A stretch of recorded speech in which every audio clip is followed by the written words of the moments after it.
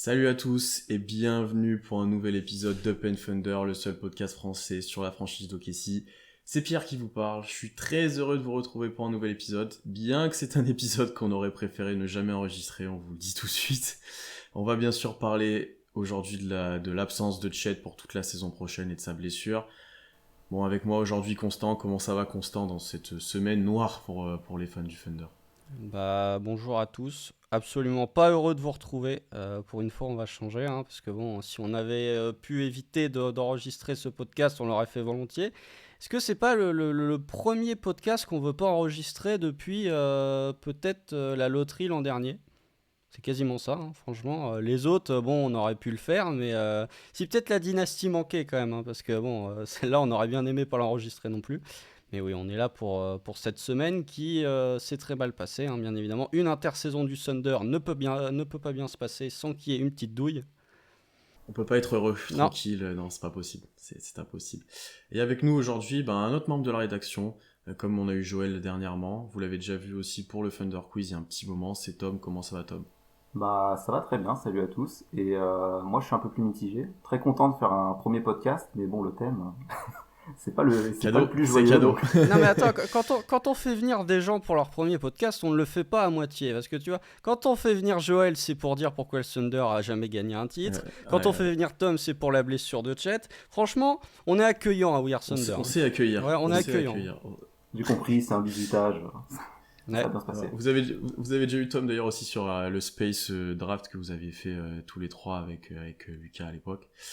Donc bienvenue Tom, j'espère que l'épisode sera mieux que les news actuelles, mais j'en doute pas, j'en doute pas. Bon, bien sûr, épisode spécial sur l'absence de Chet. On va parler des impacts pour lui, on va parler des impacts pour OKC sur la saison prochaine, un peu plus à long terme. On va essayer de voir les impacts sur l'effectif. J'ai du mal à dire ça, mais qui pourrait peut-être profiter de cette blessure-là et qui, pour le coup, ça va être très pénalisant ou pas. On va essayer d'être complet dessus, on va essayer d'aller au-delà du seum et de la déception qu'on a honnêtement, parce que là, c'est compliqué. Petite présentation de la blessure avant et peut-être des news qu'on a eu jusqu'à maintenant. Lors d'un match de Pro-Am à Seattle, Chet s'est blessé au pied. On a vu des news pas rassurantes dans un premier temps sur une blessure qui était quand même assez grave. Et le coup près est tombé là cette semaine, une absence toute la saison pour lui. Chet est blessé au pied droit au niveau d'un ensemble d'articulations au pied qu'on appelle le lisfranc. Ça, c'est un nom français, tu vois, pour le coup. C'est un chirurgien français qui a analysé ça. Et il souffre d'une rupture d'un tendon à ce niveau-là du pied, donc pas d'une fracture. Opération requise, bien entendu, pour réparer tout ça. Il y aura ensuite de la rééducation, etc. Je ne sais pas si il est nécessaire d'être arrêté un an complet ou si c'est vraiment par sécurité, ce qui serait logique de déjà le dire, voilà, on prend pas de risque. Ça, je sais pas, mais dans tous les cas, il va avoir de la patience du côté d'OKC pour qu'il revienne plus fort. Avant de parler vraiment de sa blessure, juste on va mentionner que les experts un petit peu des différents médias, un peu et même médecins et autres, que Presti l'a aussi dit, c'est une blessure dont les joueurs normalement reviennent plutôt bien, sans grosses séquelles. C'est une blessure d'ailleurs qui est pas forcément anticipable, c'est vraiment sur le moment que c'est venu, il n'avait pas de douleur ou autre. Et c'est une blessure qui arrive plus souvent aux joueurs NFL qu'aux joueurs NBA. Si vous trouvez des exemples de ça, plutôt sur des running backs, etc., qui mettent un peu plus on va pas rentrer dans les détails, mais sur la façon dont il s'est blessé, sur le poids qu'il a mis sur le pied à ce moment-là, c'est un peu plus quelque chose qui se retrouve au foot que au basket. Donc voilà, il y a eu plusieurs experts de consulter, etc. Je pense que la décision a été prise. Messieurs, Tom d'abord. Bon, déception c'est sûr. Mais là, un peu plus à froid, c'est quoi ton sentiment vis-à-vis de ça? Est-ce que on est dégoûté? Est-ce que c'est peut-être un moyen pour lui de travailler aussi un petit peu? Qu'est-ce que t'as à me dire là-dessus? Dégoûté forcément, parce que il y avait une énorme hype autour de Chet. Pour une fois, ok, si. Il y avait un peu tout le monde qui était les yeux rivés sur Chet, était limite plus hypé que Banchero qui est le pick 1. Il y avait limite plus d'attente autour de Chet Jabari par exemple. Ce genre de duel qui était déjà très cool en Summer League. Après, oui, y a pas tout acheté. Pendant l'année, il va apprendre des trucs. On a vu des mecs qui se sont blessés en année rookie, qui s'en sont très bien sortis après et qui sont servis de cette année-là pour s'habituer aux installations NBA, à la manière de fonctionner, de voir aussi les systèmes, de s'intégrer à la manière de jouer d'une équipe. Mais oui, c'est sûr pour un joueur en année 1 à 20 ans qui qui vient de se pointer en NBA, de rater sa première année, c'est jamais bon, quoi. Eh, ça fait chier. Je pense que c'est le truc, voilà, c'est le petit résumé là, ça fait chier globalement. Première chose que je voudrais faire, c'est lancer une dédicace à Jamal Crawford, hein, merci poto. T'as été vachement utile, hein, pour OKC avec ton tournoi Pro-AM à la con. Je pense que d'ailleurs, sans vouloir être trop médisant, mais à mon avis, les franchises NBA, elles voient ça, elles se disent, bon, on va peut-être calmer le jeu un peu sur l'autorisation des joueurs ou non à jouer dans les tournois Pro-AM, sachant que certains ont une clause dans leur contrat qui s'appelle la clause Love of the Game. C'est un nom de clause merdique, mais qui les autorise à jouer un peu quand ils veulent, où ils veulent, et sans avoir besoin de l'aval de la franchise. La blessure de Chet fait chier, surtout dans un tournoi Pro-AM qui ne sert à rien. Enfin, même sur Twitter, des grandes performances en disant ah ouais, Malachi Flynn a mis 75 points contre des mecs qui travaillent au Subway ou dans un 7-Eleven, tout le monde s'en fout. Voilà, c'est d'ailleurs assez étonnant de la part du front office d'OKC, qui est quand même un front office qui essaye au maximum de conserver l'intégrité de ses joueurs. Enfin, on a vu avec ce qui s'est passé avec Théo Malédon l'été dernier pour les JO. Il y a le dossier Poku aussi avec la Serbie où il a préféré rester à OKC, etc., etc. Je trouve ça assez curieux de voir le front office d'OKC d'avoir laissé autant de liberté à Chet dans jouer, enfin dans la possibilité de jouer ce genre de match où il y a très peu de vérification, notamment sur le parquet. Sinon, le reste, oui, bah, ça fait chier. T'as un pic 2, t'étais content, ça devait être ta première année de début de reconstruction, en tout cas ta première année où tu semblais vraiment avoir franchi un certain palier dans ton rebuild. Bah, tu perds une année de plus. Après, moi je suis pas médecin, donc je vais pas m'avancer sur. Ah, je te vois mitigé, Pierre, mais pour moi, Mm. tu perds une année sans Chet, tu perds une année ne serait-ce que de construction d'effectifs et de cohésion d'équipe. T'auras à faire l'année prochaine ce que t'aurais pu faire cette année. Mais oui, niveau blessure, ça fait chier et ça enlève quand même, soyons honnêtes, on y reviendra un peu, mais ça enlève quand même beaucoup de la hype que pouvaient avoir les fans du Thunder pour la saison prochaine. Et même les médias assez un peu plus générales, il y avait l'attraction Chet et là, cette attraction fait que OKC va se retrouver un peu dans l'anonymat comme lors des 2 dernières saisons. À tout moment, on est déprogrammé de l'antenne nationale qu'on avait. Moi, je m'y Ah, je attends crois qu'on est arriver. trop tôt dans la saison pour que ce soit Ouais. déprogrammé. Ouais, ouais, Moi, ouais. je me dis à tout moment. Non, au niveau de la pro-am, bon, faut quand même dire que la blessure aurait pu intervenir n'importe quand, d'après ce qui est ressorti. Bon, Presti a dit que le parquet avait pas joué là-dessus. Ça, j'ai un peu plus de mal avec ça. Bon, bref, dans tous les cas, totalement incriminé Jamal Crawford et tout, bien que ça ait mis bien le seum, j'ai du mal. Mais encore une fois, ce qui est par contre frustrant, c'est comme tu as dit, c'est un truc où il y a aucun enjeu et tout. En fait, c'est terrible de le voir se blesser à ce moment-là. C'est un match de vrai NBA, tu te dis, bon, voilà, c'est arrivé. Mais là, c'est vraiment un truc, voilà, un truc qui sert à rien. Juste pour faire de la thune, Je sais, globalement. ouais, je sais pas à quel niveau de droit ou de prévention il y avait, parce que dans ce genre de tournoi, tu dois être affilié justement pour que les joueurs puissent jouer. Enfin, t'as des autorisations. Après, les vérifications pour le coup pour le parquet n'ont pas été faites, ça c'est sûr. Mais quand tu vois qui y avait sur le terrain à ce moment-là, bon, tu te dis que les franchises étaient quand même ouvertes à ce que les joueurs aillent là-bas. Tu vois, c'est pour ça. Bon, après, c'est sûr que ça met un seum énorme. Euh, on va d'abord rester pour lui plutôt que parler peut-être plutôt collectivement. Par rapport à ce que tu as dit, Tom, je pense effectivement qu'il y a des choses pour lui à travailler. Il faut pas que ça soit une année blanche complète. Apparemment, il est déjà en train de pousser à la salle. Bon, ça, c'est ce qu'il fait, je pense, depuis longtemps, mais ça l'empêche pas de faire les bras, d'être blessé au pied, concrètement. On va le dire comme ça. Il y a déjà Nick Collison qui a été un peu missionné auprès de lui, parce que Nick Collison a manqué lui aussi toute sa saison rookie, blessé à l'épaule, en termes de soutien mental, etc. Parce que Chet, c'est quelque chose qui est ressorti, c'est un joueur qui adore jouer. Pour le coup, le Love the Game, lui, ça lui correspondrait bien, tu vois, dans le contrat, etc.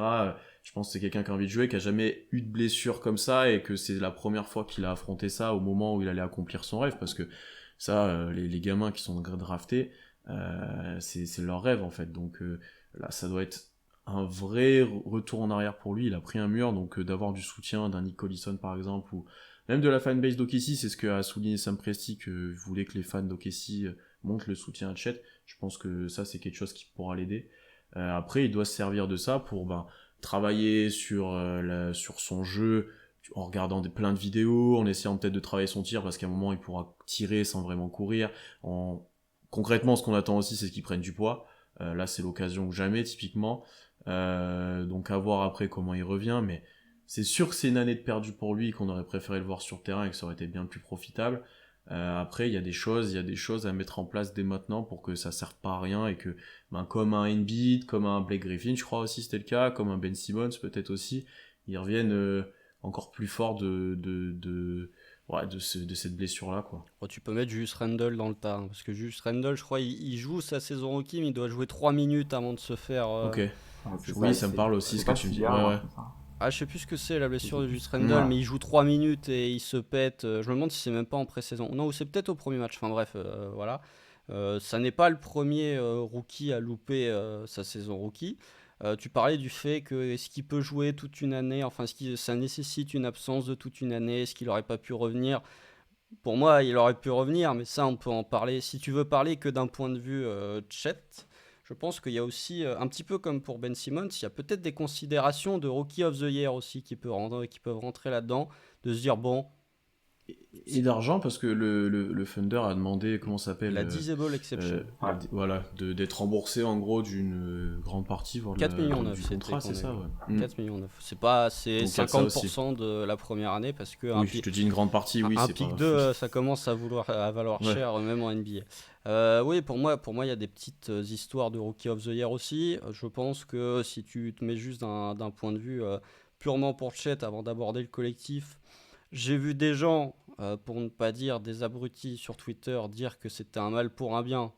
Moi, je suis pas d'accord. Faut quand même pas déconner. Je veux bien que ça te permette pendant un an de développer ta masse musculaire, mais rien ne remplacera le fait de jouer en NBA. Il y a un moment où, je pense que tu demandes à Chet, tu lui dis, tu joues ta saison rookie et tu te développes de ton côté, quitte à être un peu moins gros physiquement, un peu moins étoffé physiquement l'an prochain, que là où pendant un an tu vas pas jouer, tu vas faire de la rééducation et ouais, effectivement tu vas pousser à la salle, mais tu vas pas jouer de match officiel. Je pense que Chet il Le signe tout choix, de il est suite vite pour le fait, premier choix. bien sûr. Donc ouais, pour moi c'est vraiment ok, ça va lui permettre de développer un petit peu son physique, ça va lui permettre de s'étoffer peut-être un peu physiquement. Il va quand même pas être complètement statique pendant un an. On parle pas d'une rupture du tendon d'Achille, on parle pas des croisés. Il va quand même pouvoir marcher, mais c'est quand même très handicapant pour le joueur. Je sais pas, là, il doit pas pouvoir poser de poids pour l'instant sur le S'il pied, marche après, sur la dans pointe des quelle pieds, mesure? Ouais, ouais. Après, juste pour mentionner par rapport à ce que tu as dit, son manque de poids et de densité physique, si je peux dire, n'est pas lié à la... Enfin, ça n'a pas de lien avec la blessure, d'après Presti, etc. C'est aucun lien, en fait. C'est vraiment sur un appui ou sur une milliseconde, ça se tord pas comme il faut, ça rebondit pas comme il faut, voilà. Ça n'a aucun lien. Ouais, Ah, c'est puis un appui surtout- anodin, quoi. Ça, Hmm. Oui, et ça puis- arrive à tout le monde. Ni le fait qu'il y ait les bras en face, d'ailleurs. J'ai vu passer des trucs, je dis, Ouais. mais les gars, vous avez vu l'action, il y a zéro contact, vraiment. Non, mais après, rien, en fait. après, si on doit parler de tous les abrutis sur Twitter qui sont sortis de leur Non. tanière dès qu'il y a eu Ah, l'annonce de ouais. la blessure, hein, entre les ficellos, ceux qui disent karma parce que Chet a un peu parlé, enfin, il y a une belle bande d'avortements ratés là, dans le tas qui était sur Twitter. Un petit truc quand même, juste pour revenir sur la blessure, c'est que ça, c'est un truc que je ne comprends pas, notamment pour les gens qui disent oui, mais Chet, il va se blesser au pied, gna gna gna gna. Déjà, dédicace à ceux qui disent ça et qui pensent que Victor Wembanyama est le first pick incontesté de la draft, alors que Chet n'a jamais eu de soucis de blessure et que Victor, oui, et on est sur un profil physique qui est peut-être plus inquiétant pour Victor. Et deuxième truc, c'est que Chet étant un joueur qui pour l'instant est frêle, il va mettre moins de poids sur ses genoux, sur ses pieds qu'un DeMarcus Cousins par exemple, qui a connu le même genre de blessure. Donc ça, c'est une critique que j'ai du mal à comprendre, de dire ah, il est frêle, donc il va se blesser au pied. Non, pour moi, plus t'es gros, plus tes articulations, notamment les genoux, doivent supporter du poids, plus t'as des risques de te péter. Bah, Ah Embiid, ouais, hein. non, je suis d'accord. Embiid, on se demande si après 30 piges, il va pouvoir tenir longtemps, quoi. Ouais, Le mec, il a Embiid. constamment des problèmes de dos, de genoux, de Yao Ming, partout. hein. Anthony Davis, même dans les joueurs actuels. Hein. On va pas faire les médecins et tout, mais moi je suis d'accord avec toi. Enfin, si tu penses que le problème c'est le poids, bah dans ce cas-là, c'est quand il y aura des contacts, en gros, il va se faire péter l'épaule quand on veut lui rentrer dedans, quoi. C'est pas genre il va se blesser au pied en prenant un de ses propres appuis, du coup. Enfin, non, ça je suis d'accord avec toi. Après, chacun aura peut-être débattre de ça, mais ouais, je suis d'accord avec toi.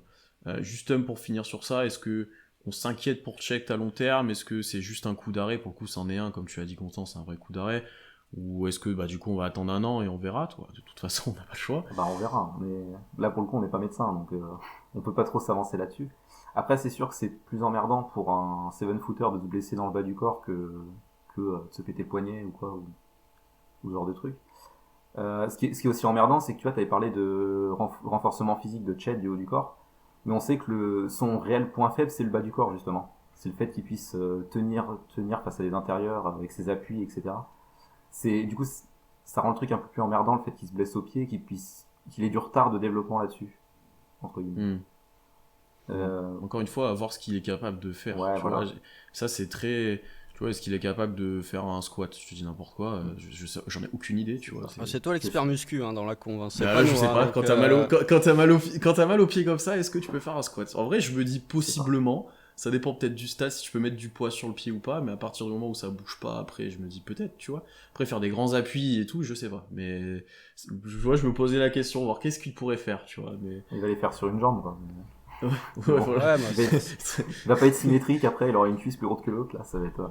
mais il aura un corps de tennisman, quoi. Il aura un côté plus musclé. Le Raphaël Nadal du basket. Le 3/4 du corps développé et une jambe morte. C'est ça.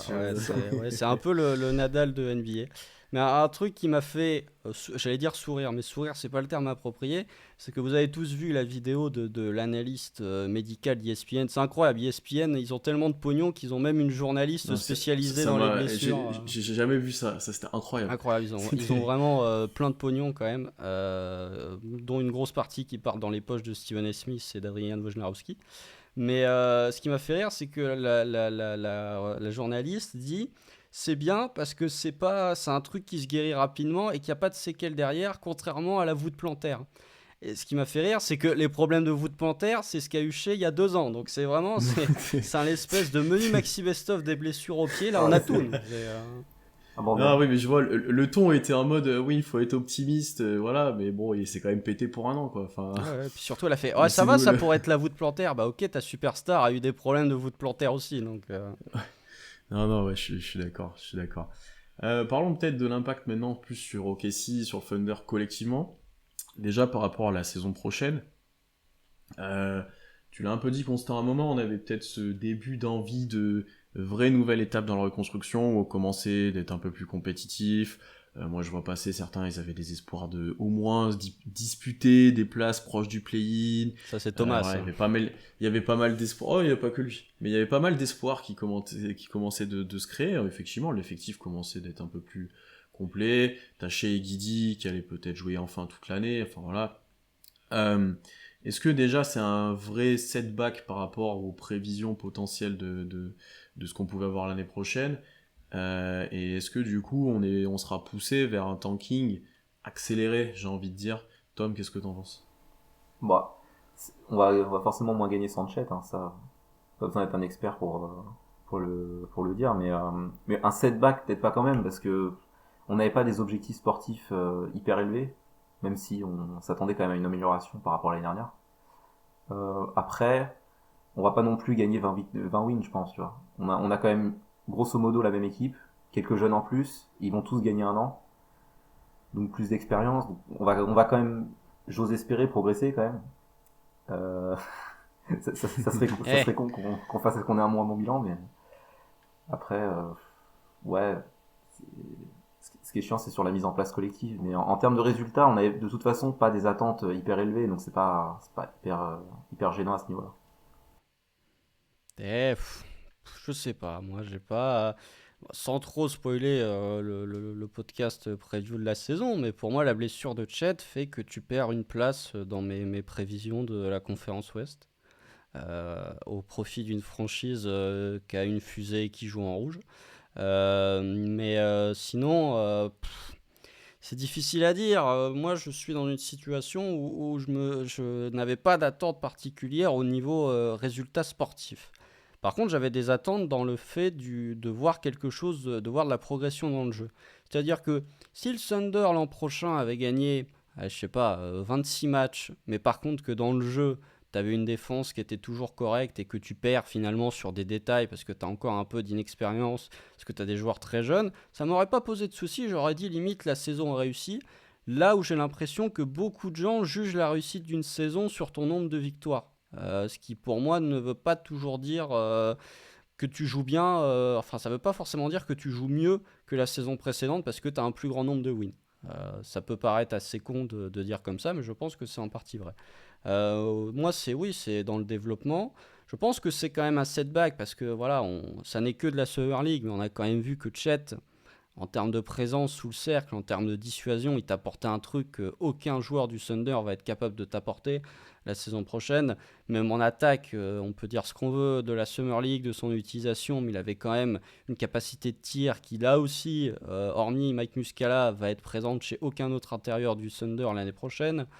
Voilà, pour moi, c'est une vraie perte. Est-ce que c'est un setback qui va me faire dire ça y est, on va gagner 20 wins? Non, parce que tu conserves malgré tout chez Gideus Alexander, tu conserves Josh Giddey, enfin, comme a dit Tom, et le point majeur, même si là encore j'ai des doutes, normalement ils vont jouer plus de matchs l'an prochain qu'ils n'en ont joué l'année dernière, mais ça reste encore à confirmer parce que si ça se trouve, au mois de février, Sam Presti va nous mettre tout ça au placard. Ça, c'est une opportunité, enfin, c'est une possibilité à ne pas mettre de côté. Donc oui, pour moi, c'est quand même un léger setback, mais c'est surtout le plus frustrant, c'est pas sur le côté setback, c'est sur le côté que tu ne pourras pas développer certains automatismes avec Chet. Je suis complètement d'accord avec toi, Constant. Je pense que ton nombre de victoires est beaucoup plus dépendant du nombre de matchs que jouent Guidi et Shea ensemble, plutôt que de la présence de Chet. C'est eux qui te portent l'équipe, c'est eux qui vont faire tout le jeu offensif, etc. Comme tu l'as dit, Chet pouvait t'apporter une dimension défensive encore supplémentaire à une défense qui peut être correcte, on l'a vu l'année dernière.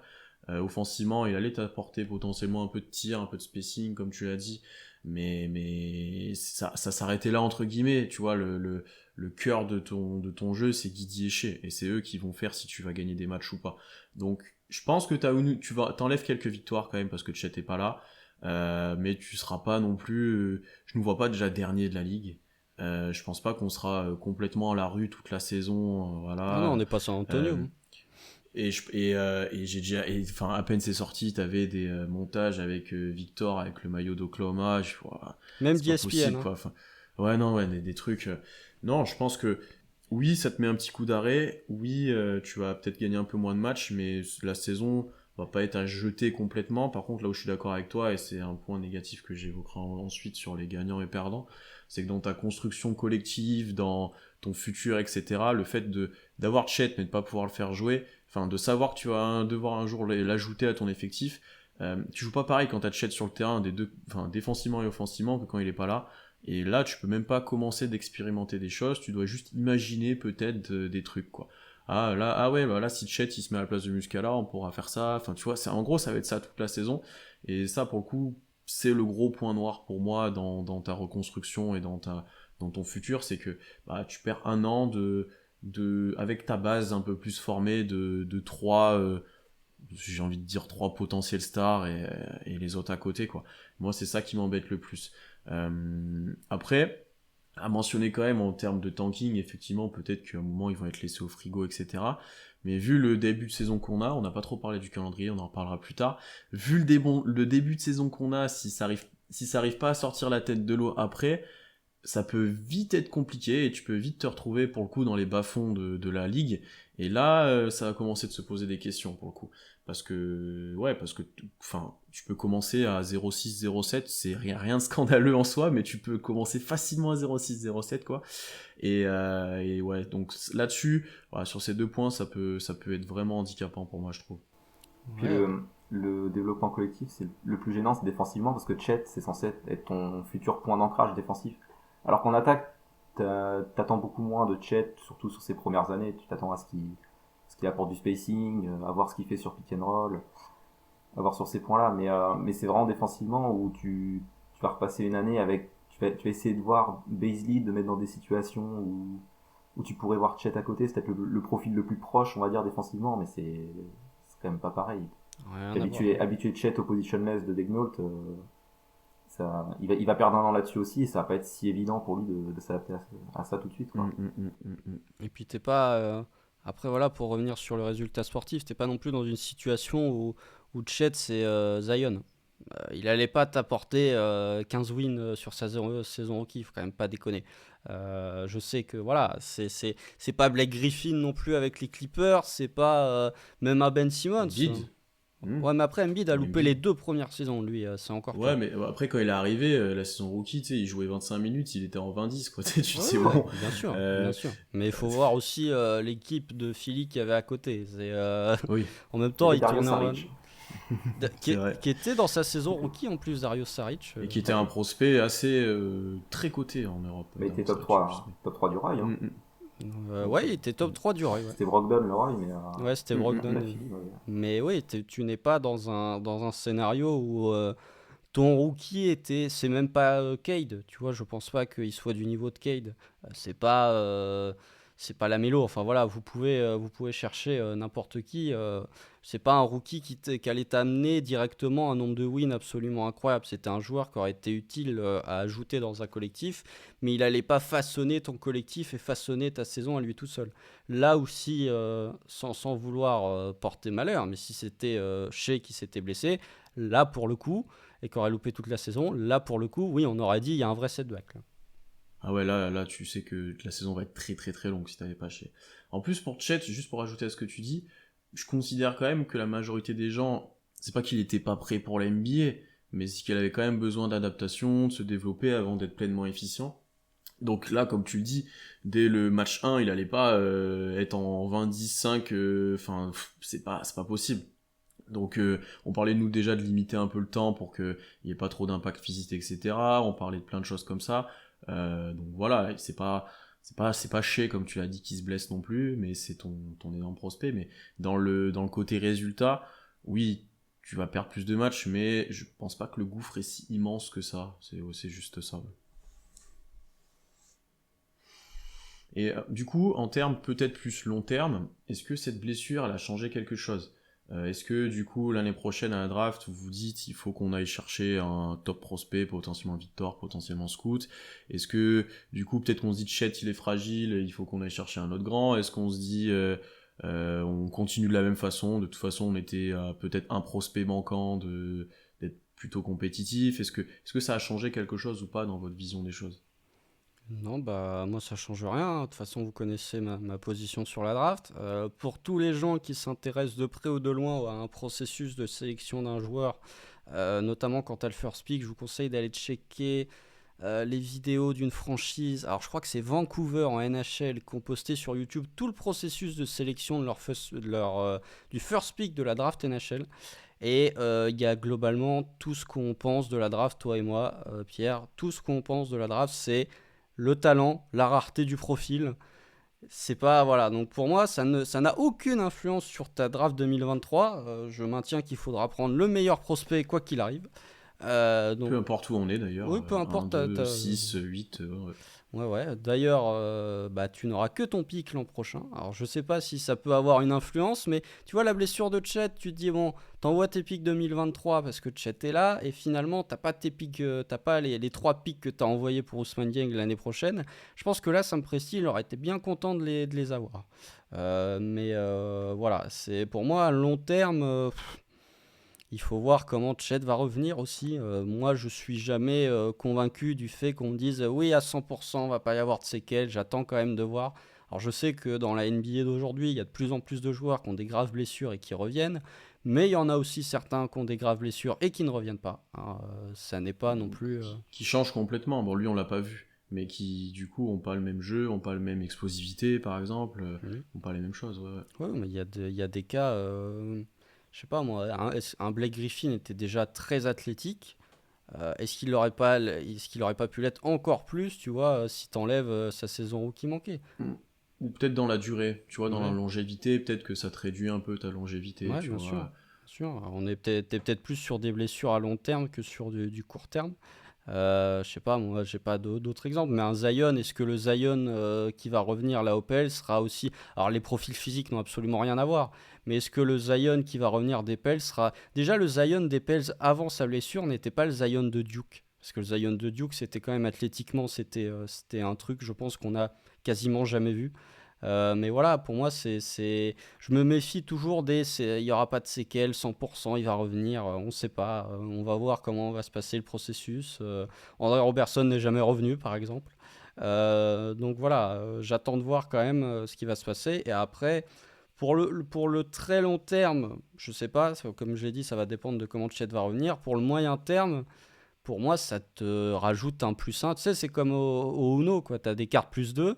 Ben là, tu as une carte +1 sur ta reconstruction. Parce que, Hop là, un an de plus. Allez, hop. un an de plus, parce que finalement, je vais rejoindre ce que j'ai dit quand on a fait le podcast bilan de fin de saison il y a de ça quelques mois. J'avais dit, ta saison ne t'a pas servi dans le sens où tu n'as aucune certitude sur ton effectif pour les années à venir. Et je pense que cette saison, factuellement, ne t'apportera aucune. Elle t'apportera peut-être d'autres certitudes sur d'autres choses, sur l'association chez Guidi avec Dort, etc. On pourra en reparler tout au long de la saison.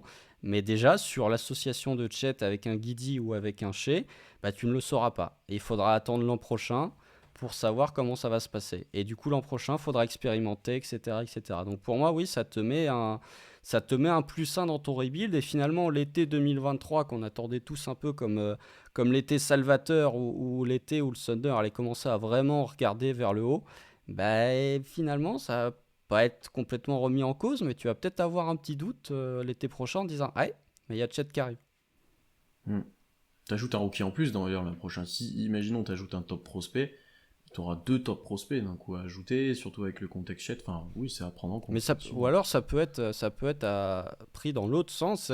Imaginons que le Thunder, je ne sais par quel miracle, fasse une superbe saison l'an prochain. Super saison, c'est-à-dire plus de 30 wins. Ce sera une super saison pour OKC.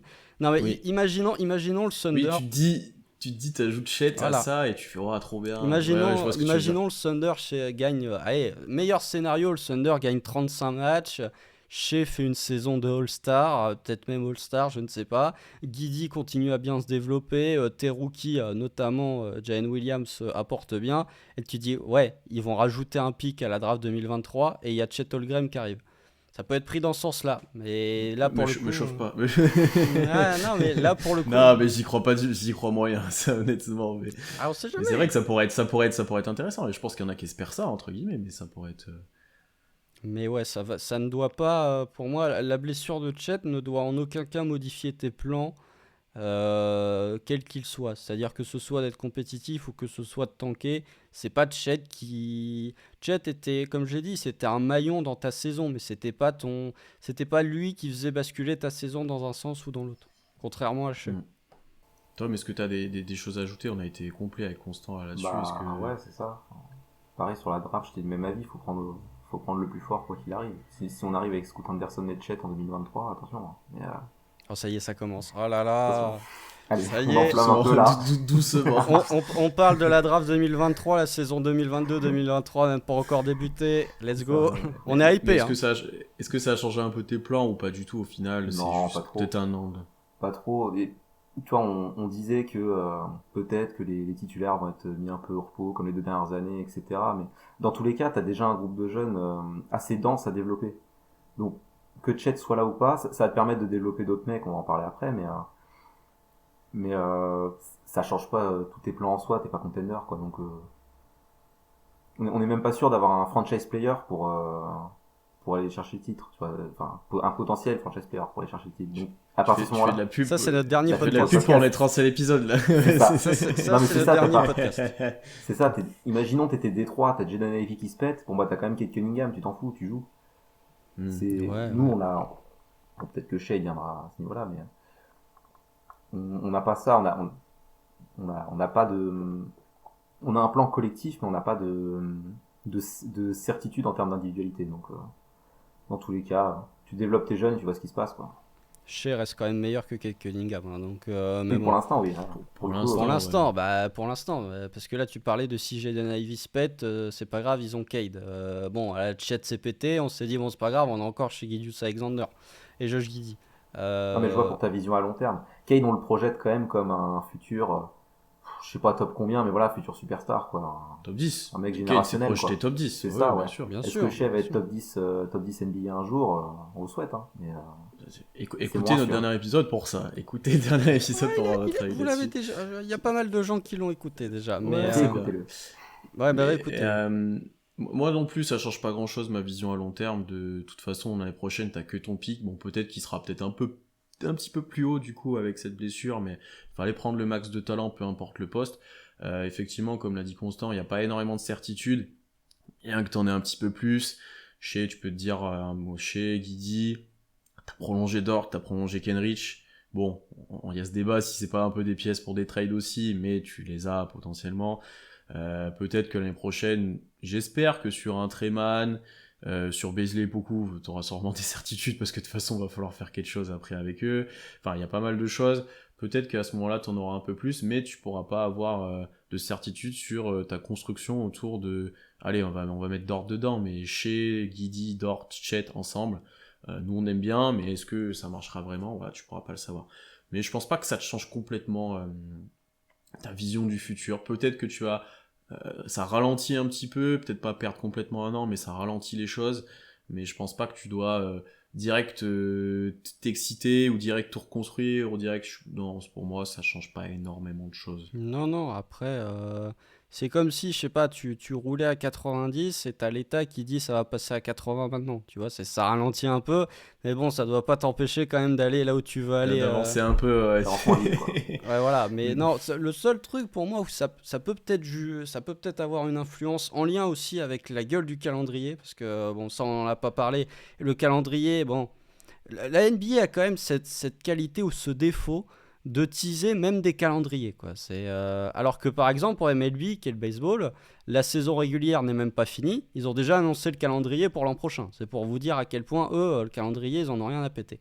Vu la tronche du calendrier, avec la blessure de Chet, je serais peut-être pas surpris que ça active le tank un peu plus tôt que prévu. En Ouais. tout cas que si Chet avait été là. C'est ce que je te disais tout à l'heure, avec le début de saison et tout, tu peux vite être loin à l'ouest et direct te dire, bon, on n'ira jamais au play-in. Donc, peut-être, effectivement. Passons peut-être, messieurs, un petit peu aux gagnants-perdants, entre guillemets, de la blessure. Bon, je déteste ces notions, mais... Qui a quelque chose à tirer de cette blessure? Ouais, Qui a une carte à concrètement, jouer? voilà. Qui a une carte à jouer, voilà. Bah, c'est la première question. Qui a une carte à jouer pour vous après cette blessure? Tom, est-ce que tu as déjà un nom pour toi, le premier qui te vient en tête quand je te dis ça? Darius Beasley. Ouais, Moi, c'était le plus évident. Parce que, moi aussi. avec Chet dispo, c'était pas sûr que Beasley ait autant de temps de jeu. Enfin, et c'était pas sûr qu'il ait ses 30 minutes, quoi. Parce que est-ce que l'association Beasley-Chet pouvait y avoir des discussions là-dessus? Là, pour le coup, au poste 5, on n'a plus grand monde, donc hormis Beasley qui a fait de bonnes choses l'année dernière à ce poste-là, et qui va être notre protecteur de cercle principal, sûrement. Forcément, il va probablement être dans le 5, on verra ce que fera Degnault, qui aimait bien le mettre en sortie de banc à un moment donné, et ça se passait bien d'ailleurs. Mais oui, forcément, Beasley va avoir plus de temps de jeu, en plus il est en contracteur, donc au niveau timing, c'est pas mal pour lui. Bah, moi je suis complètement d'accord avec toi, c'était le nom qui m'est venu parce que une fois que Chet n'est pas là, c'est lui ton meilleur protecteur cercle, c'est lui qui redevient, entre guillemets, si Chet l'était devenu, ton capitaine de défense intérieure. Bon, j'ai un peu de mal à dire ça avec Chet, il avait pas fait de match, mais les gens ont l'illustration. C'est lui ton meilleur défenseur sur les postes 5, enfin voilà, et du coup, peut-être là où ça aurait été un complément de Chet défensivement, ça redevient ta pièce majeure à l'intérieur. Il est en contracture comme tu l'as dit. Bon, est-ce qu'il sera prolongé? Qu'est-ce qui va être fait? On sait pas encore, même cet été. Ouais, je pense que lui, pour le coup, dans un rôle différent, du coup, parce que là, il aurait pu se montrer en tant que complément. Là, il va devoir se montrer un peu plus en pièce plus importante. Du coup, il a une carte à jouer. Est-ce que ça lui sera profitable? C'est une autre question. Je suis pas sûr. Non, je pense pas. Je suis pas sûr du tout. Pas gagné. Mais pour le coup, il a une carte à jouer, tu vois. Ouais, je suis même pas sûr. Pour moi, celui qui en profite le plus, c'est Poku, hein. Parce que là, avec l'arrivée de Chet, il était quand même. C'est même plus qu'il était en sursis, là, c'était qu'il était en conditionnel à ce niveau-là. Là, pour le coup, bon, bah, il se retrouve finalement, hormis si Ousmane Dieng joue en 4 ou hormis si Jalen Williams commence à jouer en 4, il se retrouve quand même avec la même rotation intérieure que l'an passé. Il n'y a pas grand-chose qui change, donc il va se retrouver avec son temps de jeu. Donc voilà, pour Baisley, moi j'ai pas l'impression que ça lui serve, hein, franchement, hein, parce que sa place dans le starting five, pour moi, elle était assurée avec ou sans Chet. À moins que Daigneault le mette en sortie de banc, mais finalement il l'a fait au moment où c'était tous les joueurs avaient le Covid, etc. Sur la fin de saison, Baisley startait, il était de retour au poste de starter. Donc pour moi, ouais, c'est vraiment Poku qui va en profiter parce qu'il va avoir un petit sursis peut-être d'une saison complète. Tu vois, nous, quand on parlait de Poku, on disait t'as intérêt à faire une bonne première partie de saison parce que si t'es mauvais, ça peut aller vite pour toi. Là, je pense que la blessure de Chet t'offre fatalement un temps de jeu supplémentaire et peut-être un peu plus le droit, ou en tout cas l'autorisation de faire n'importe quoi sans voir trop de gars te passer devant dans la rotation. Donc ouais, pour moi, c'est vraiment Poku et peut-être JRE qui va sûrement se retrouver avec la place de starter. Bah, tu vois, moi, pour Beasley, en fait, c'est lui qui va plus gagner en responsabilité, en fait, par rapport à ça. C'est peut-être ça, moi, qui me fait dire que c'est Beasley qui a une carte à jouer. C'est parce que, bah, du coup, il a une promotion en termes de responsabilité à cause de la blessure de Chet. Après, moi, j'avais listé Beasley tout seul en haut, et après, j'avais listé deux types un peu de profil. T'avais JRE, comme tu l'as dit, et J. Will. En termes de 4-5 qui se battaient pendant la rotation. JRE, je pense qu'il avait quand même un net avantage, mais qui du coup se voit du temps de jeu se libérer. Et les autres profils, c'est un peu comme tu l'as dit avec Poku, c'est ces grands ailiers qui peuvent jouer 4. Poku, Ousmane Dieng, qui peut-être du coup aura un peu plus de temps de jeu que prévu, s'il peut jouer 4. Moi j'ai inclus Kenrich Williams, qui joue souvent 4 et qui du coup, je pense qu'il allait avoir du temps de jeu, mais on aura peut-être un petit peu plus. Et j'en oublie un, Aaron Wiggins, que tu m'as mentionné Aaron en Wiggins, off ouais. juste avant, qui du coup, peut-être s'il peut lui aussi jouer 4, comme ça a été vu un petit peu, peut-être qu'il va gagner du temps de jeu aussi. Donc pour moi, c'est les joueurs qui pourront peut-être profiter de la blessure de Chet pour avoir du temps de jeu, plus Beasley, qui lui va gagner peut-être pas énormément en temps de jeu, mais par contre en responsabilité, un rôle plus prépondérant dans ta défense et dans ton jeu, là où il devait être plutôt un complément dans la vision qu'on en avait, un complément de Chet défensivement, quoi. Et puis surtout, Baisley où il est gagnant, c'est que tu vois, je suis pas trop d'accord avec le fait que JRE soit gagnant, par exemple. Parce sa manière de défendre est un peu plus, il est là un peu plus pour combler les manques, alors que Baisley il est vraiment là pour protéger le cercle dans l'idée. Et Chet, c'est ce qu'on attendait de lui, c'est qu'il protège le cercle, qu'il compte tout le monde et qu'il joue les bras levés, quoi. Donc mais Baisley, ça me paraît évident. JRE, ouais, je sais pas. Je trouve que tu perds un peu de temps sur une potentielle complémentarité JRE-Chet dans ta raquette. Tu pouvais essayer de tester quelque chose comme ça, parce que c'est deux profils totalement différents. Alors que Baisley, c'est pas un copier-coller de Chet non plus, hein, mais je sais pas. T'essayais de mettre un mec, pour moi, t'essayais de mettre un mec en match-up direct sur les pivots. Tu vois, des pivots type Valanciunas, des mecs comme ça qui peuvent vraiment emmerder Chet. Pour que Chet soit en second rideau et c'est comme ça. Baisley il joue un peu en second rideau aussi. Alors que JRE, tu pouvais plus tester, quoi, disons, je trouve. Je dis pas qu'il va réussir forcément à défendre des pivots, hein, JRE, mais tu pouvais plus tester ça, je trouve. Après, pour le reste, je suis assez d'accord. Jay Will, il va peut-être pouvoir jouer, parce qu'il n'était pas gagné avec Chet dans le roster. Je suis même pas sûr, en vrai. On je suis verra. même pas sûr qu'il ait du temps de jeu. On verra, mais il aura plus d'opportunités dans tous les cas. S'il y a un blessé, il va pouvoir rentrer dans la rotation potentiellement. Alors qu'avec Chet, c'était vraiment bouché. Et puis après, oui, forcément, sur le poste 4, ça libère de la place. Kenrich, à la limite, il avait un peu son temps de jeu fixé, un peu son rôle comme l'année dernière. Mais les autres, ouais, ils vont pouvoir avoir plus de place pour se battre pour avoir une place dans le roster, quoi. Il fallait garder Robbie. Voilà. Robbie, ouais. Franchement, pas si loin, hein. Pas si Ça aurait loin. pas fait tâche. Pas si loin, mais... Parce que là, ça se trouve, ça va garder Fivers à cause de ça. Hein. Non, mais va falloir couper des gars de toute façon. Donc, Mais il va falloir oui, mais ça se trouve, tu vas peut-être plus couper un guard plutôt qu'un grand à cause de ça. C'est potentiellement. Oh, tu peux couper un guard et un grand aussi. Hein, tu vois, les deux marchent. Oui, c'est vrai. Vraie question par rapport à ça. Du coup, vu que Chet est pas là, il y a la player machin qui a été demandé, mais ça libère une place dans le roster aussi? Non, je crois pas. Non, pas du tout. Je crois Je pas. pense Non, pas. tu C'est gagnes pas de fait l'argent, pour mais... recruter un autre joueur ou un truc comme ça. Si, mais du coup, c'est pour t'éviter d'être dans la luxurie ou des délires comme ça. Ou... Je pensais que ça te permettait de recruter un mec. Je suis pas sûr que ça te pallier laisse un manque une dans le place roster. dans le roster. Ah bah, Je suis pas faut- sûr je parce qu'il est vérifie. quand même inclus dans ton roster. Hein. pour moi. Je vais Et vérifier. je suis pas sûr d'ailleurs qu'on recrute quelqu'un, ça me paraît inconcevable. Non, on mais va pour- recruter personne. De cuter un mec en moins, Oui. quoi. C'était ça l'idée. Ah Donc oui. ça peut avoir une incidence sur les mecs qui sont potentiellement sur le départ. Je sais pas. C'est une bonne question. Après, par rapport à ce que tu as dit pour Beasley, sur la fin de saison, quand Non, il jouait c'est Small pas Ball 5, Excuse-moi, c'est pas une Euh, roster exception. Il n'y a pas Ok. d'extra roster spot. donc ouais, il y aura pas C'est de... purement financier. Sur la fin de saison, quand il jouait Small Ball 5, bon, il dépannait sur ce poste-là, mais il défendait vraiment les 5 au poste aussi, etc. Il n'était pas en second rideau. Et dans l'analyse qu'on a souvent faite avec Constant, même depuis la draft, c'était Chet, tu le laisses en aide. Dès qu'il vient, il peut aider, etc. Et par contre, quand il y a du jeu posté, il y a Embiid à défendre au poste, vas-y, Darius, vas-y, oriente au pire vers Chet et lui, il viendra en second rideau. Mais c'est toi qui vas prendre les impacts, c'est toi qui vas essayer de le gêner au maximum sur ça, tu vois. Ok, je sais pas, j'ai un peu de mal avec Beasley en match-up direct, mais après, s'il se développe comme ça, tant mieux. Hein. Bon, Rich Paul nous demandera une blinde, mais La clique. mais pour le coup, on aura un mec qui pourra se greffer dans le collectif pour plusieurs années, quoi. Ouais, pour moi, c'était surtout. Enfin, tu disais que tu avais du mal à voir en quoi ça pouvait servir à JRE, mais d'un point de vue purement de minutes, en fait. Ça va servir Ça, à pour le JRE coup, ouais, parce que. mais JRE, je le vois plus comme c'est un gars de complément. Il a besoin d'avoir les bons mecs autour de lui pour pouvoir être meilleur. C'est pas un gars à qui tu vas donner 30 minutes, JRE. Il aura jamais Ah, cette stature-là, je pense pas. Hein. Tu sais qu'il a dû Oui. les jouer l'an dernier. Oui, non, Oui. non, il était à 25 à tout casser.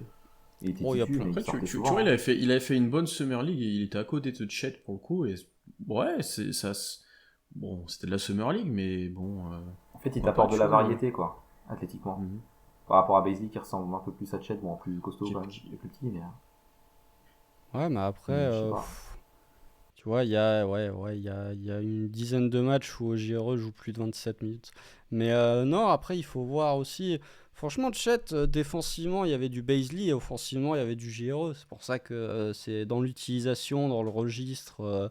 Beasley est quelqu'un qui est quand même beaucoup plus proche du cercle en attaque, parce que si tu laisses Darius Beasley shooter à 3 points, on a vu ce que ça avait donné ces 2 dernières années. On va peut-être pas retenter l'expérience une troisième fois, mais jamais 203 comme dirait l'autre. Après, non, il faut voir. Sachant que Beasley a pris du poids apparemment aussi. Oui, Ouais, oui, il non est mais affûté Je sur le Insta, là. mentionne. non mais ça. Je le mentionne, affûté en mode prise de masse et je veux Ah ouais. continuer. Donc, Ah, bon, est-ce qu'il a prévu de vraiment jouer dedans? Il a pris 4 kilos, ça y est, le mec. Ouais. Ça y est. Oui, parce que c'est vrai que en livre, il sait, ça fait 20, 15, alors qu'en vrai, Bah, ça Bon, fait. ça, un kilo, c'est pas- il a pris 7 kilos. un- Quoi. c'est- ouais, ça fait quand même en vrai, c'est pas mal, mais Oui, ça fait moins impressionnant. Ça va, mets déjà tes paniers à 3 points avant de vouloir prendre de la masse musculaire. Quoi. C'est, Ah bah du coup non, en vrai moi je me demande, vu le rôle qu'on veut lui donner, non, prendre la masse. Bah non, mais Bon, enfin, en vrai.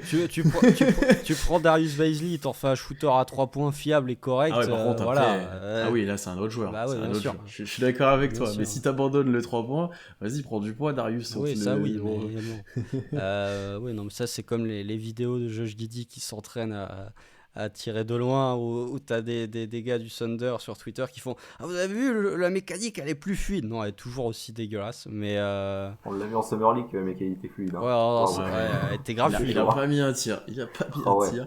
Je crois qu'il en a mis un, je suis même pas sûr.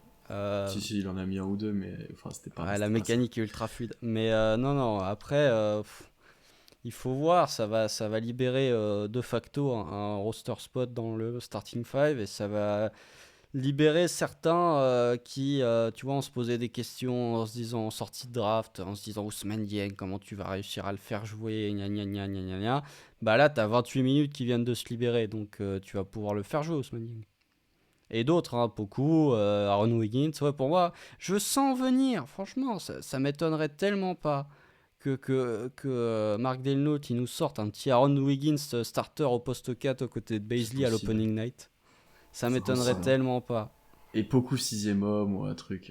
Ah ouais, non mais ça... C'est grave possible. C'est grave possible. Il nous mettait Et Jérôme, on garde J-Dub sur le banc tranquille. On garde Ty Jerome, on garde... Gagnant peut-être J-Dub parce qu'il va être dans la liste des Rookie of the Year. Du coup, t'enlèves Chet, c'est le mien. Non, quand Il même y a plus de pas. contenu, Non. c'est gagné. Non, mais il aura peut-être un peu plus d'impact, un peu plus la lumière sur lui comme Chet n'est pas là, mais il y aura moins de lumière sur OKC globalement. Ouais, puis surtout, est-ce qu'il va starter, quoi? C'est la question. Je pense pas. Ah voilà. Il a pas trop le profil pour les récompenses individuelles, J-Dub, j'ai l'impression. Non, pas du tout. Voilà. Pas du Donc, tout. Pas du tout. Surtout quand il tu va pas vois mettre les ses autres 30 par profils. match, quoi. Parlons peut-être maintenant des perdants de cette blessure, au-delà de Chet et au-delà du Thunder, bien entendu. Qui vous aviez là-dedans? Moi, j'avais un gagnant, mais que t'as mis en perdant. Donc, du coup, je te le laisse. Ah, moi, mon perdant, c'était deux perdants, c'était Shea et Josh Giddey. Parce que, encore une fois, les défenses vont tous être dans la raquette parce que t'enlèves un joueur capable de mettre des tirs, t'enlèves un joueur capable de valider tes passes décisives loupées, qui seront loupées du coup par JRE, Beasley, etc. JRE. T'enlèves ta menace sur pick and roll, sur pick and pop, t'enlèves... Voilà, le fait que le jeu offensif d'OKC en prend un petit coup avec l'absence de Chet, et ben Giddey et Shea vont quand même en pâtir, quoi, parce que t'auras moins d'espace, t'auras moins de cibles secondaires, t'auras moins de choses. Donc pour moi, c'est deux grands perdants de ça, et vu ce qu'on voyait de la connexion un peu Giddey, Chet, sur et hors terrain, voilà, on est encore plus dégoûté, tu vois, donc pour moi, c'est les deux gros perdants, en fait, concrètement, et j'en ai un troisième, mais moi, c'est les deux, là. Ouais, bah. Moi, j'ai pas grand chose à ajouter. Qu'est-ce que tu veux sur la blessure de toute façon? Bon, bah, Giddey. Après, sur pick and roll, je suis pas convaincu qu'un pick and roll Giddey-Chet ça fasse trembler les défenses NBA adverses, hein, globalement. Un Ouais, pick and pop c'est un peu plus, mieux mais. Oui, mais c'est un peu mieux qu'un pick and roll Giddey JRE, quoi. Ouais. Si tu veux. Est-ce que c'est fatalement. Est-ce que c'est beaucoup mieux qu'un pick and roll Giddey-Beasley, par exemple? Non, en pick and roll pur, non. Ouais, pick and Mais roll. sur de la En pick menace and pop, complète, oui. Ouais, mais tu vois, même sur de la passe après, sur d'autres choses, sur la diversité, c'est quand même mieux d'avoir Chet. Ah bah oui, mais bon, c'est pas non plus. Voilà, on parle pas de Zion, encore une fois. On parle de Chet. Donc, ouais. De toute façon, Tom l'a dit tout à l'heure, Chet, t'en avais une utilisation assez réduite en attaque, ou en tout cas moins importante que défensivement. Donc c'est pas non plus, enfin je veux dire, Shea il allait pas se retrouver avec un libérateur d'espace de malade avec Chet. Il aurait d'abord fallu que Chet prouve qu'il soit une menace de loin pour que les défenses commencent à monter sur lui.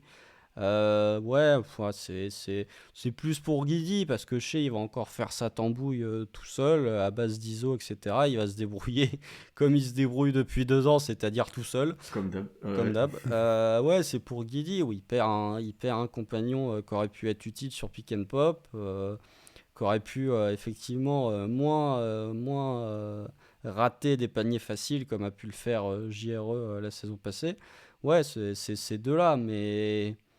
Est-ce que c'est pas aussi les fans qui sont le grand perdant de cette histoire? Parce qu'il y a un moment où il faut être honnête aussi, hein, si tu parles d'un point de vue purement fan, ta hype pour la saison prochaine, elle vient quand même d'en prendre un sacré coup. Donc ouais, pour moi, c'est les deux les deux perdants, entre guillemets.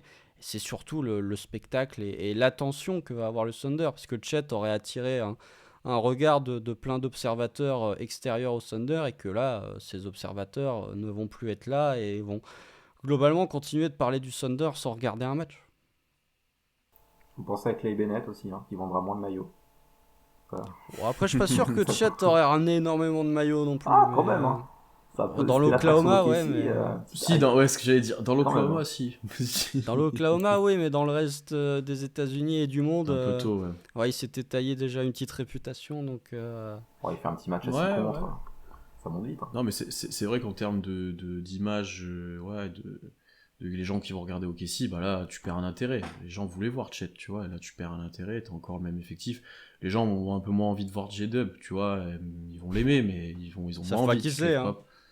Les extérieurs à la NBA, Les enfin vrais au savent. OKC, ils savent pas qui c'est, hein. Ils savent pas qui c'est, hein. Tom, est-ce que t'avais d'autres noms, toi, en potentiel perdant Alors, on va sortir le nom, hein, Mark Daignault. Hein.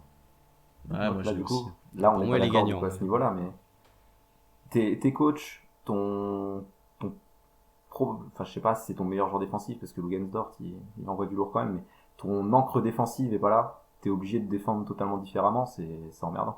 Et en attaque, t'as pas de shooter, t'avais Chet, même si on sait pas à quel point il peut être dangereux à ce niveau-là, c'est quand même un mec qui sait mettre un panier derrière la ligne, quoi. Ce qui est pas le cas de beaucoup de joueurs chez nous, donc t'es Daignault, t'as quand même beaucoup moins de possibilités de développer ton jeu, quoi, tout simplement. Ça va avec ce qu'on a dit tout à l'heure, collectivement, tu perds beaucoup de choses, et tu dois quand même prévoir son futur retour dans ce que tu crées, si tu veux que ça soit du long terme.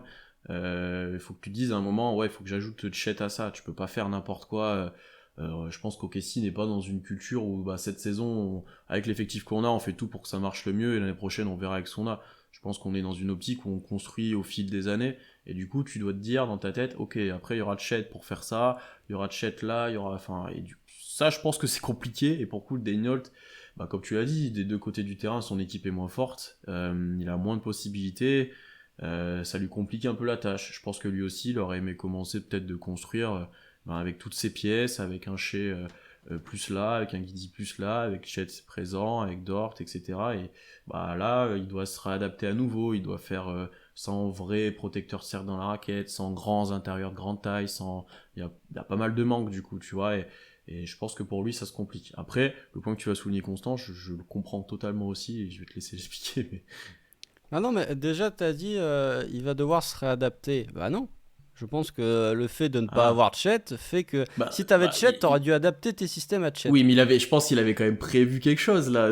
Il a pas rien fait depuis mai ou juin. Enfin, je me dis, c'est pas possible. On sait Tu vois, pas là, il si a dû rechanger. on sait pas, on sait pas si ça se trouve on est en période de rentrée scolaire, ça se trouve Marc Delnote, il fait ses devoirs le dernier jour, hein, écoute. Hein. À mon avis, même sur la Summer League, tu commences de tester des choses. À mon avis, enfin, même là, c'est ce que je dis. Dans le futur, il devra compter sur Chet, donc il doit commencer de prévoir les trucs qu'il doit faire avec Chet. Tu vois, je me dis, c'est pas possible que là, arriver. Attends, on reprendra une semaine. Qu'est-ce que je leur fais faire déjà à l'entraînement et tout. T'imagines? Ah, Non, c'est pas franchement, possible. non, mais il avait un plan, mais pour moi, c'est pas tout noir ou tout blanc. Je pense que tu disais le Oui, non. Thunder est pas dans une optique de on va faire du mieux qu'on peut avec ce qu'on a sans penser au futur. Je pense qu'il y a quand même une partie de Mark Daignault qui va se dire on a un effectif là qui est construit de cette façon avec un joueur absent. On va essayer de le maximiser quand même un minimum. C'est pas non plus.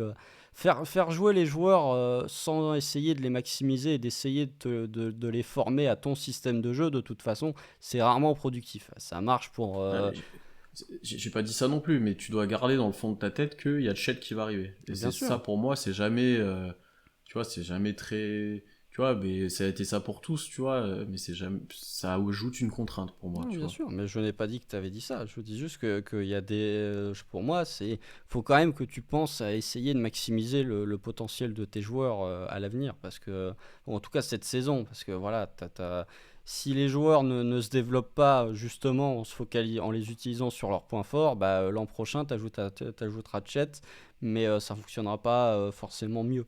Non, pour moi, il est gagnant dans le sens où... un peu comme Poku, il gagne une année de sursis supplémentaire. C'est-à-dire que là, avec Chet, moi, j'en avais parlé au moment de la draft. J'avais dit que j'attendais beaucoup de Mark Daignault et j'attendais de voir enfin, et même, ça va faire 3 ans que Mark Daignault est coach NBA, ça va être sa 3e saison aux ordres d'OKC.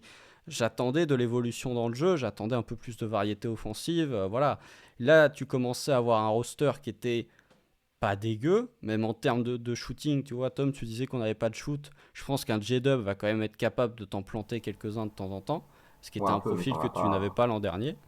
Mais non, mais attends, on a chopé avec Chip. Normalement, tout le monde va tourner à 40% à 3 points l'an prochain. Attends, Oh Ah, là là. attends, selon Si Twitter. Chip nous fait développer Ousmane Dieng au tir, ça Ah régale, Ah, en ouais. hein. plus, Constant, t'es l'un Franchement. des premiers à l'avoir dit que c'était Non, mais important et tout. moi j'ai Oh dit que là c'est là. important. J'ai dit que c'est important, mais attends, bon, il y a une limite quand même. Mais non, non, mais pour moi, oui, ça laisse à Marc Delnault une saison supplémentaire pour dire, ouais, je vais faire ma tambouille comme j'ai fait les 2 dernières années. Et puis si ça marche pas, il y aura toujours. Et si ça marche pas et qu'il y a des gens qui J'ai critiquent une le excuse. système Marc Delnault, il y a des gens qui vont dire, ouais, mais c'est parce que il a Il pas n'y a pas de son Chet. pic 2, voilà. Donc pour moi, ouais, c'est dans ce sens-là où ça lui donne un petit sursis d'une année supplémentaire en disant, vous pouvez pas me juger, j'ai pas tout mon roster en complet. En vrai, si t'es dans la logique de le passer au crible un peu et d'être court-termiste sur la vision de Daynault, je comprends totalement ce que tu dis, tu vois. En vrai, je suis d'accord avec toi. C'est que pour moi, en fait, si c'est acquis qui va rester là un petit moment, tu vois. Et Jusqu'à peut-être des erreurs en playoff, potentiellement, tu vois. Ouais, mais Donc, déjà, faudrait y retourner en playoff pour faire ah mais des oui, non mais erreurs. bien sûr. Non mais c'est pour ça que je te dis qu'il sera là un petit moment. C'est parce que il y aura. Donc c'est pour ça j'ai moi peut-être cette vision je vais le tester tout de suite, mais effectivement, bien entendu que d'un côté ça lui complique la tâche, mais d'un autre côté, bah il a une excuse toute trouvée si ça marche pas bien. Ah ouais, là, Je- c'est Bah, si c'est même un escroc, défensivement. si c'est un escroc, il s'en sort bien, quoi. Ah Ouais, ouais, c'est un c'est peu Mais ça. bon, même si c'est un bon défensivement, coach, il c'est va avoir dur. une excuse, quoi. Il va Mm. se dire, non mais ma défense c'est pas bonne parce qu'il me manque mon encre défensive. C'est pour ça, il est pas là. Vous allez voir, franchement, l'année prochaine, vous êtes pas prêts. Non, mais c'est vraiment pour moi, c'est. Voilà, Marc Delnotte, on peut en penser ce qu'on veut, chacun a son avis dessus. Moi, j'avais dit que j'attendais de voir. Enfin, j'attendais pour juger Marc Delnotte de voir quand il allait avoir un vrai effectif capable de faire quelque chose en NBA. Bah, du coup, va falloir que je. Là aussi, il va falloir que j'attende une année supplémentaire pour donner mon avis sur Marc Delnotte parce que l'effectif en l'état est pas Et à beaucoup plus fort l'inverse, que l'an si dernier. et à l'inverse, si on arrive dans la situation que tu as un peu mentionné tout à l'heure, où Shea est super fort, tout le monde progresse bien, et au final, OKC gagne pas mal de matchs, est-ce que tu considéreras des notes comme s'il a bien taffé et que c'est un coach qui est un bon coach pour l'instant en tout cas, mais sur Ah, je dirais, franchement, s'il fait ça, je dirais, il a bien réussi à faire avec ce qu'il avait sous la main. J'attends de voir comment il va faire l'an prochain avec un effectif meilleur avec l'ajout de Chet. Donc pour moi, même s'il est bon l'an prochain, ce sera pas une validation du niveau de Degnault Hmm. en me disant, tu vois, il y a ces coachs, j'ai pas d'exemple, Brad Stevens par exemple, tout excellent qu'il était, Doc Rivers qui est l'exemple ultime, quand il faut amener des guerriers en playoff avec un effectif réduit, il est très fort. Par contre, quand il y a du talent de partout, ça fait pipi culotte. Surtout Doc Rivers. Donc ouais, c'est un bon coach meneur d'hommes n'est pas forcément un bon coach dès qu'il y a du talent partout. Donc j'attends de voir quand Chet sera là. Peut-être quand tu auras un pic de loterie 2023, parce que soyons honnêtes, ce sera un pic de loterie 2023 qui sera là. J'attendrai, là je pourrais émettre un réel jugement sur Mark Delnotte. Mais l'an prochain, ouais, je pourrais pas parce que je me dirais, Chet n'est pas là. Hmm. Messieurs, on va arrêter là, on a presque fait une heure sur la blessure de Chet, incroyable, on pensait qu'on allait faire plus court. Top, ce fut un plaisir de te recevoir pour ta première, on aurait préféré te proposer un sujet un peu plus gai, mais bon, c'est comme ça, c'est... Non, ouais, c'était quand même très cool. Même si on sait qu'il va falloir être patient. C'est la conclusion Ouais, de ce podcast. voilà, il va falloir ronger son frein toute la saison, mais on n'est pas à l'abri d'une bonne surprise aussi. On verra Shea et Josh Giddey jouer ensemble déjà, normalement, ça devrait être pas mal. En attendant, on essaiera de revenir assez vite avec d'autres sujets. Abonnez-vous partout, toutes les plateformes d'écoute, YouTube, Twitter, Instagram, etc. N'hésitez pas à laisser des notes sur les applis qui le permettent, c'est toujours agréable d'avoir un petit commentaire, une petite note. Et voilà, profitez de vos vacances, profitez de l'Eurobasket qui a bientôt commencé. Il va y avoir des gros matchs, donc à bientôt et salut à tous. Salut! Salut.